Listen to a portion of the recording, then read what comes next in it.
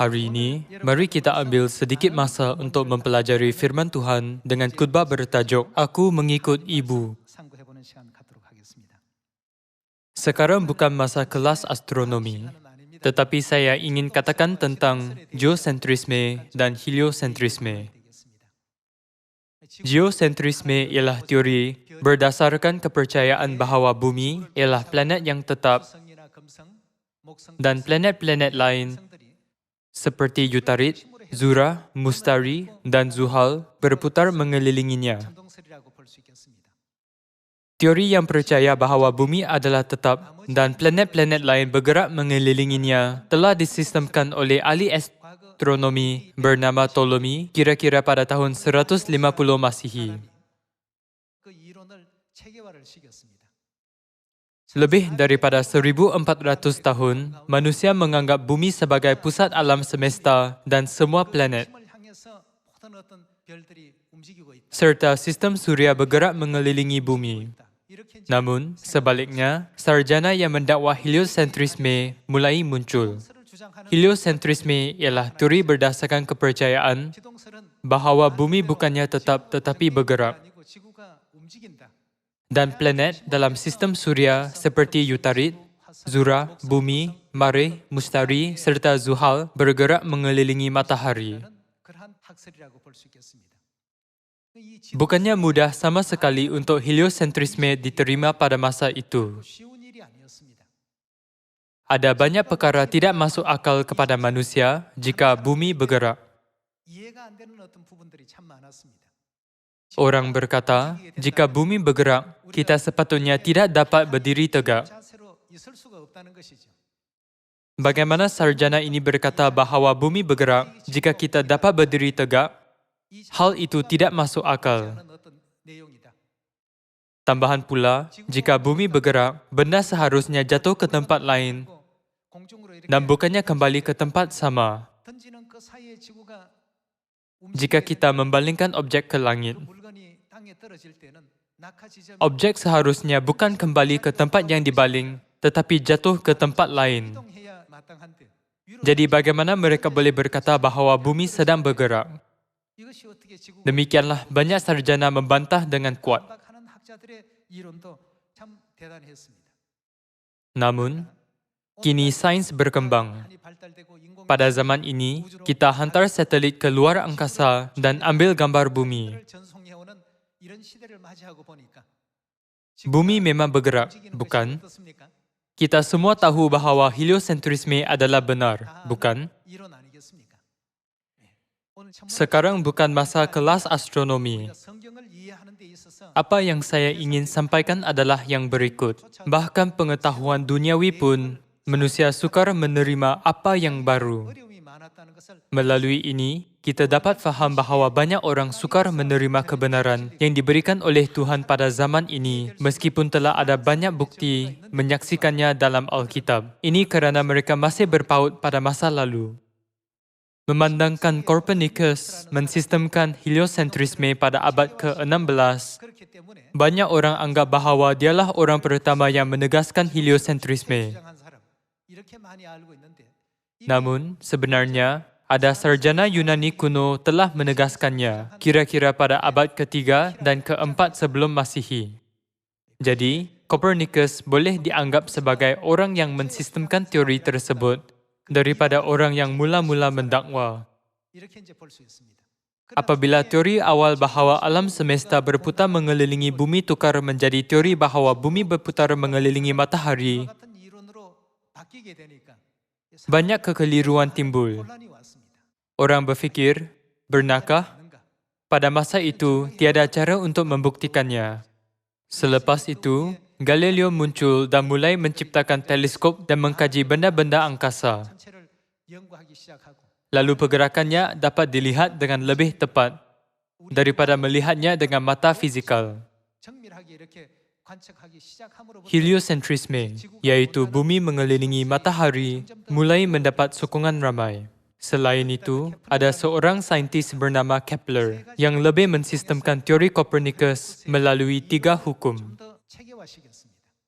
Selepas dia menemui 3 hukum itu, Dia menerima kesedaran yang mendalam dan sangat gembira sambil melihat bidang Tuhan dalam luar angkasa yang tidak berani disentuh oleh manusia.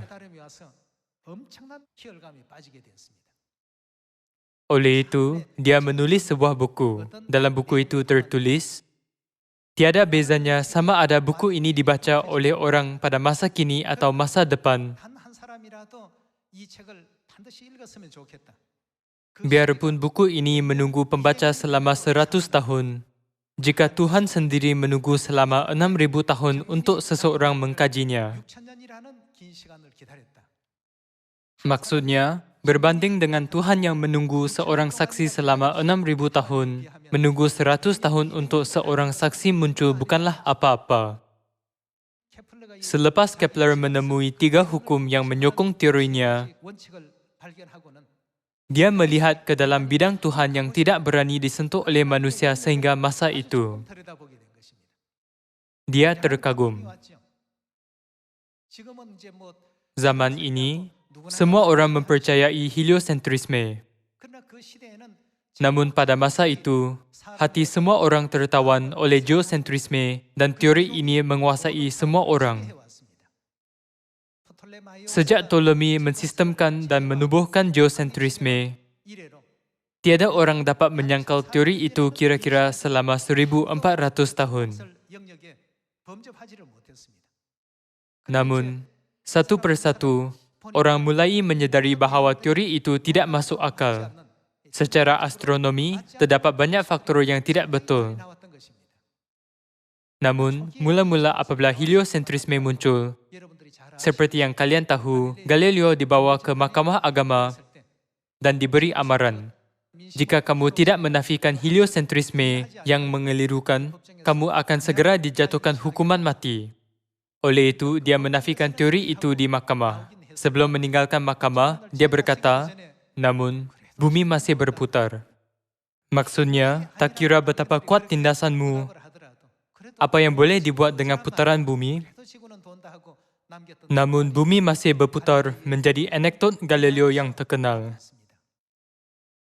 Ada sebab saya berkongsi cerita ini dengan kalian.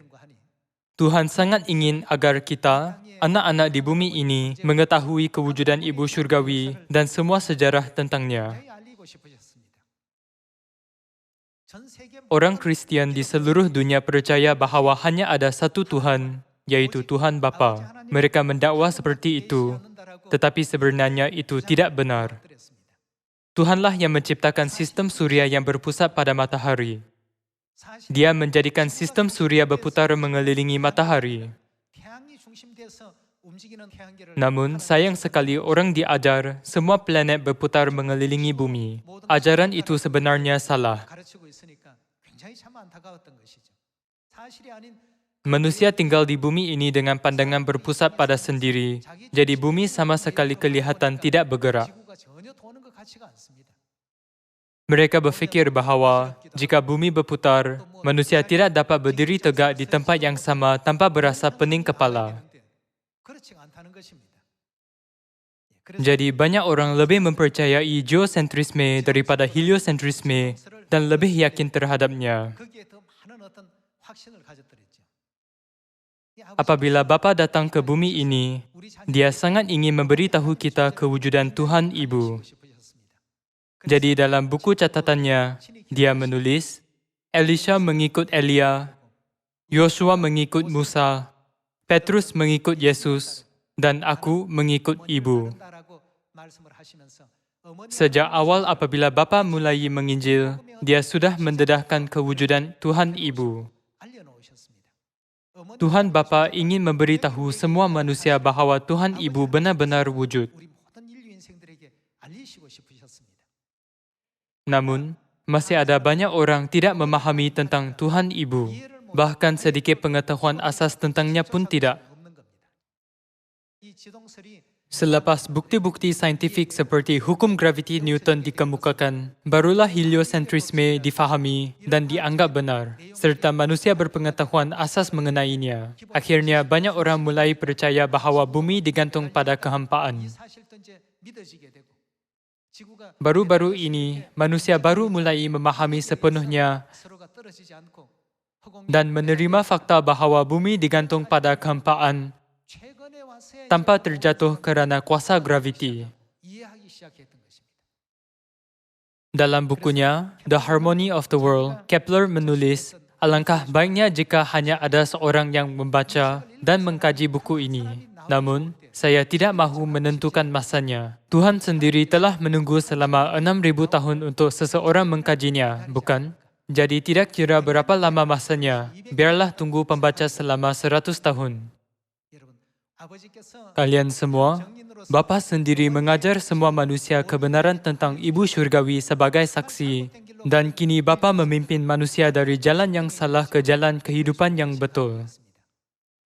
Dalam Alkitab, sejak masa penciptaan, Tuhan telah mengingatkan kita bahawa Tuhan Bapa dan Tuhan Ibu menciptakan manusia serta segala sesuatu. Namun, banyak sarjana Alkitab pun tidak menemui kebenaran Tuhan Ibu, meskipun mereka bersungguh-sungguh mengkaji dan mempelajari Alkitab. Mereka berpegang pada idea tetap dan enggan melepaskan pengetahuan sendiri. Mari kita lihat beberapa ayat dalam buku Ayub dan pelajari kebenaran di bawah tajuk Aku mengikut Ibu.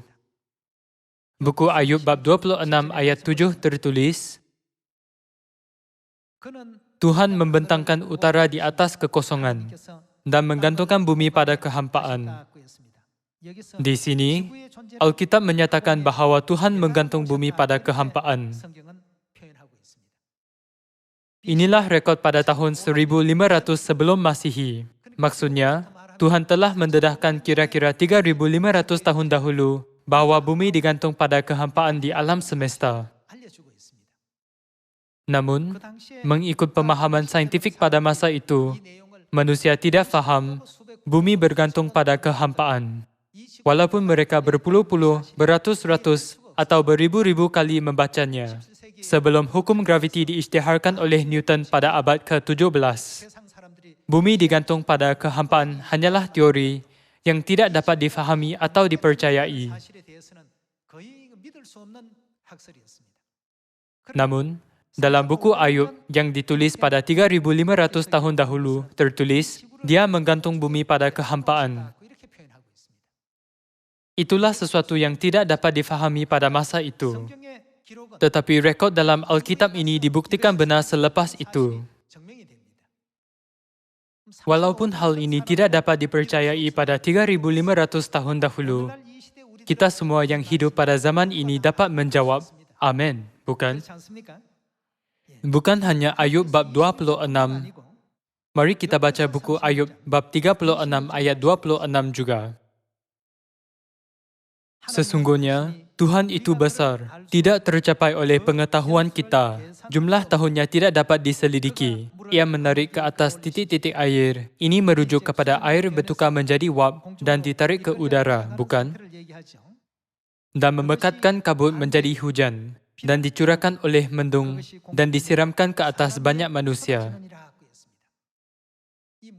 Mengenai kitaran air, Tuhan menjelaskan kepada kita 3,500 tahun dahulu bahawa melalui penyejatan, air menjadi wap yang ditarik ke langit, membentuk awan di langit, lalu dicurahkan kembali ke atas manusia sebagai hujan. Proses kerpasan ditemui dan dibuktikan secara saintifik pada abad ke-17, yaitu hanya beberapa ratus tahun dahulu. Namun, Tuhan telah memberitahu kita melalui buku Ayub yang ditulis pada 3,500 tahun dahulu.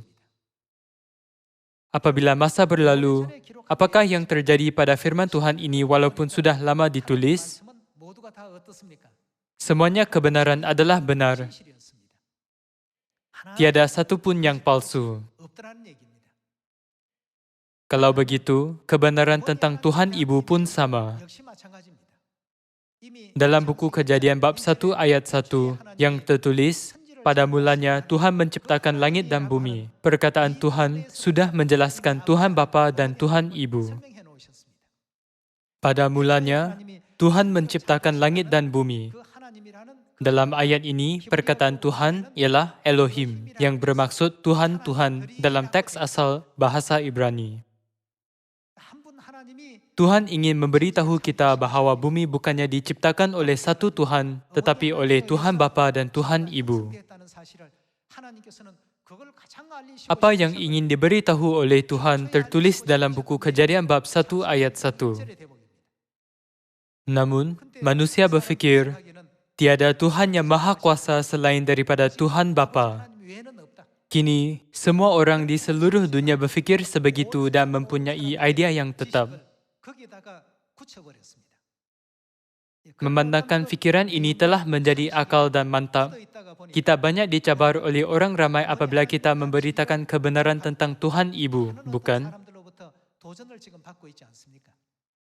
Namun, Tuhan sudah memberitahu kita tentang Tuhan Ibu dari buku Kejadian. Bagaimana pula dengan buku Wahyu bab 4 ayat 11? Oleh kerana kehendak-Mu, semuanya itu ada dan diciptakan. Melalui pentadbiran Tuhan yang menciptakan bapa fizikal, ibu fizikal, anak lelaki dan anak perempuan fizikal, ini jugalah bahagian yang ingin diajarkan oleh Tuhan kepada kita. Apabila seseorang ditanya, adakah anda mempunyai bapa? Mereka akan menjawab, ya, saya ada bapa. Lalu, kita terus memastikan secara otomatik bahawa dia juga ada ibu. Ini ialah pengetahuan asas.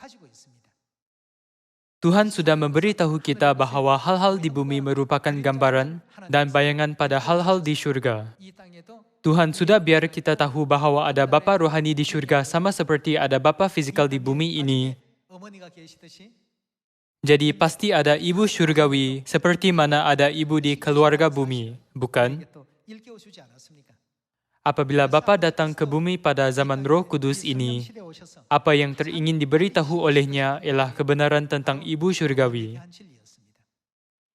Sebab itulah Bapa sudah menulis, Elisha mengikut Elia, Yoshua mengikut Musa, Petrus mengikut Yesus, dan aku mengikut ibu. Dia berkata, jika kamu mengenal aku, kamu dapat bertemu dengan ibu. Kamu akan menyedarinya. Maksud Bapa adalah jika kita telah menyedari rahsia kebenaran yang telah lama tersembunyi dalam 66 buah buku Alkitab, kita harus ikut Ibu Syurgawi ke mana sahaja dia pergi. Alkitab memberitahu kita bahawa ibulah jalan untuk menuju kerajaan syurga. Apabila Kepler menemui 3 hukum itu, dia menyedari bidang Tuhan yang tidak pernah dilihat oleh sesiapa pun sebelum itu. Dia tidak tahu apa yang perlu dilakukan kerana dia berasa terharu dan teruja. Sekarang, adakah heliosentrisme suatu konsep yang menarik? Kini, heliosentrisme sudah menjadi akal kerana semua orang mempelajarinya sejak kecil. Jadi, bukankah Yeremia juga mengatakan begitu? Pada akhir zaman, umat dalam kebenaran perjanjian baru tidak usah diajar untuk kenallah Tuhan, kerana mereka semua dari anak kecil sampai orang dewasa akan kenal Dia. Hari-hari apabila kita memahami kewujudan Tuhan dengan betul akan datang, bukan? Mari kita lihat buku Wahyu bab 22 ayat 17. Roh dan pengantin perempuan itu berkata, marilah. Dan barang siapa yang mendengarnya, hendaklah ia berkata, marilah. Dan barang siapa yang haus, hendaklah ia datang. Dan barang siapa yang mau, hendaklah ia mengambil air kehidupan dengan cuma-cuma. Aku bersaksi kepada setiap orang yang mendengar perkataan-perkataan nubuat dari kitab ini, jika seorang menambahkan sesuatu kepada perkataan-perkataan ini, maka Tuhan akan menambahkan kepadanya malapetaka-malapetaka yang tertulis di dalam kitab ini. Dan jikalau seorang mengurangkan sesuatu dari perkataan-perkataan dari kitab nubuat ini, maka Tuhan akan mengambil bagiannya dari pohon kehidupan dan dari kota kudus, seperti yang tertulis di dalam kitab ini. Siapakah yang mengucapkan firman ini? Semua ajaran Tuhan yang diberikan kepada manusia adalah sempurna dan tepat. Apabila orang melihat rekod Tuhan menggantung bumi pada kehampaan pada zaman Ayub, mereka mungkin menganggap itu salah.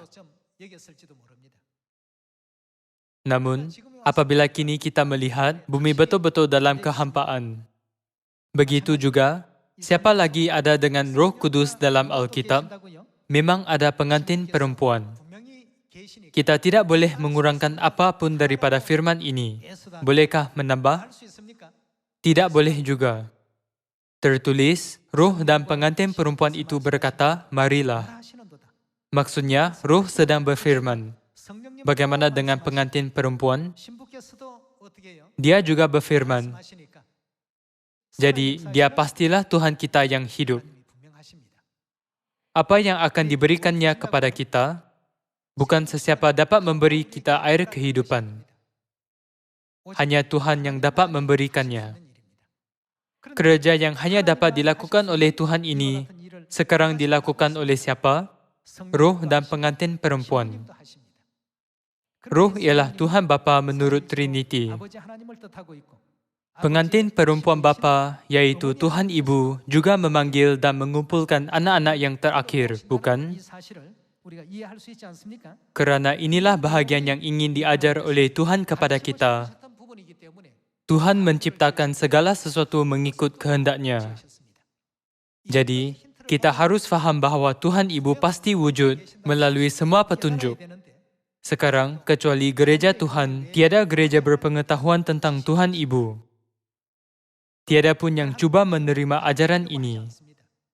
Untuk memberikan pengetahuan dasar tentang Tuhan Ibu kepada semua manusia, ketika Tuhan menciptakan segala sesuatu termasuk manusia dan haiwan comel seperti arnab, bukankah Dia menciptakan ibu, bapa, anak lelaki dan anak perempuan mereka, manusia juga? Bukankah Tuhan menghubungkan mereka semua menjadi keluarga? Mari buka buku Kejadian bab 1 ayat 26.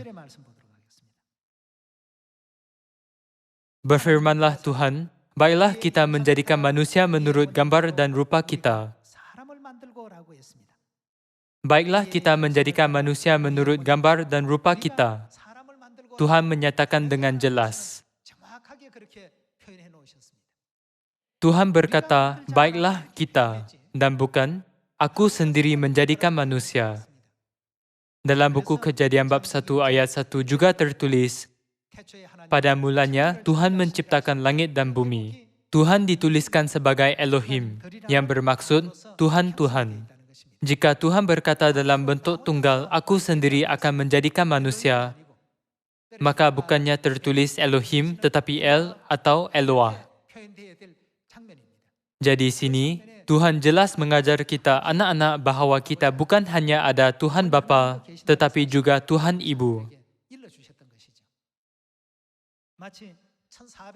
Kira-kira selama 1400 tahun, pengetahuan manusia dikawal oleh geosentrisme.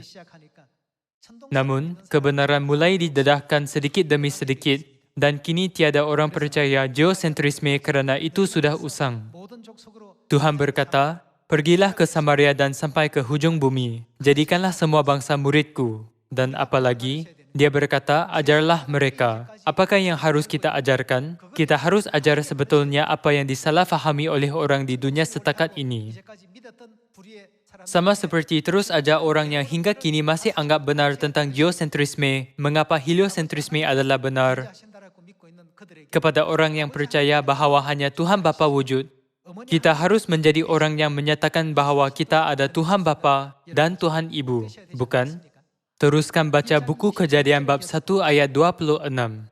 Berfirmanlah Tuhan, baiklah kita menjadikan manusia menurut gambar dan rupa kita, supaya mereka berkuasa atas ikan-ikan di laut dan burung-burung di udara, dan atas ternak, dan atas seluruh bumi, dan atas segala binatang melata yang merayap di bumi. Maka Tuhan menciptakan manusia itu menurut gambarnya, menurut gambar Tuhan diciptakannya dia, laki-laki dan perempuan diciptakannya mereka.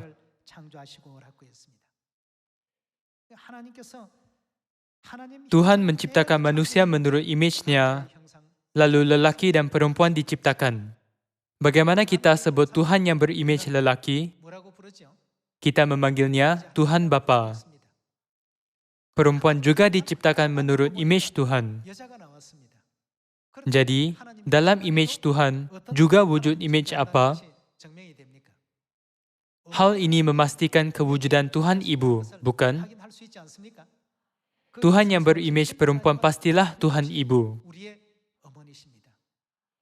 Jadi Yesus datang ke dunia ini pada 2000 tahun dahulu dan memberitahu kita tentang kewujudan Tuhan Bapa di syurga. Bilakah kebenaran tentang Tuhan Ibu didedahkan, dia harus didedahkan pada akhir zaman. Jadi Yesus menunjukkan Yohanes melalui wahyu dan berkata, Roh dan pengantin perempuan itu berkata, marilah. Kita mesti pelajari kebenaran ini sepenuhnya, supaya kita dapat pergi mengajar bukan hanya Tuhan Bapa tetapi juga Tuhan Ibu kepada semua bangsa di dunia. Pergilah kepada segala bangsa dan jadilah saksiku. Inilah kehendak Tuhan kita. Mari kita lihat peranan dan misi seorang saksi dalam buku Imamat bab 5. Mari baca buku Imamat bab 5 ayat 1. Apabila seseorang berbuat dosa, yakni jika ia mendengar seorang mengutuki, dan ia dapat naik saksi kerana ia melihat atau mengetahuinya, tetapi ia tidak mahu memberi keterangan, maka ia bagaimana? Alkitab tulis bahawa jika saksi tidak mahu memberitahu apa yang ia lihat atau ketahui, ia harus menanggung kesalahannya sendiri.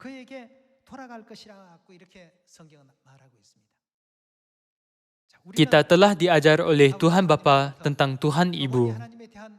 Hingga sekarang, semua manusia dan gereja berkeras mengatakan, hanya ada Tuhan Bapa. Namun, Tuhan Bapa sendiri datang ke bumi ini dan mengajar kita, anak-anak, tentang kewujudan Tuhan Ibu. Dari buku Kejadian, bab 1, hingga buku Wahyu, bab 22. Lalu dia menjadikan kita saksi yang dia telah nantikan selama 6,000 tahun. Ada saksi Yehova pada zaman Bapa dan ada saksi Yesus pada zaman Anak. Bagaimana dengan zaman Roh Kudus ini? Kita dijadikan saksi kepada Roh Kudus, yaitu Tuhan Bapa yang bernama baru dan Tuhan Ibu. Tuhan berfirman, pergi dan saksikanlah aku. Jadi, semoga kita memberitakan kepada semua orang di dunia bahawa Tuhan Ibu telah datang ke bumi ini dan dia memimpin semua manusia kepada keselamatan abadi serta kerajaan syurga. Dengan ini, saya tamatkan khutbah hari ini. Sekian, terima kasih.